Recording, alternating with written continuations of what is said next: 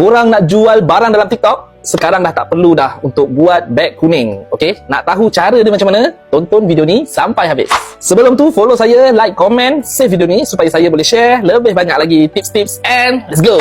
Sekarang, di TikTok, kita hanya perlu share link barang kepada kawan-kawan kita atau boleh share di mana semua media sosial. Okey? Kalau ada orang beli barang tersebut, kita automatik akan dapat komisen daripada barang tersebut. Macam mana cara dia? Jom saya tunjukkan. Okey, cara dia senang je. Kita pergi dekat shop dekat bawah ni. Okey, tekan. Kemudian kita pilihlah kedai atau barang apa yang kita nak jual atau kita nak share.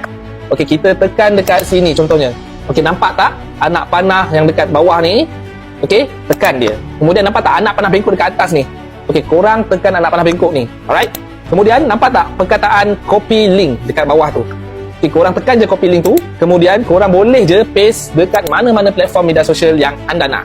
Ataupun dekat sini ada list platform-platform yang boleh anda share. Okey, ada Facebook, ada WhatsApp dan sebagainya lah. Okey, korang boleh tekan je mana-mana platform yang korang nak dan korang boleh share kat kawan-kawan korang sendiri directly. Okey, kat WhatsApp ke apa ke. Okey, kalau dia beli barang tersebut, korang akan dapat komisen. Senang kan? Alright?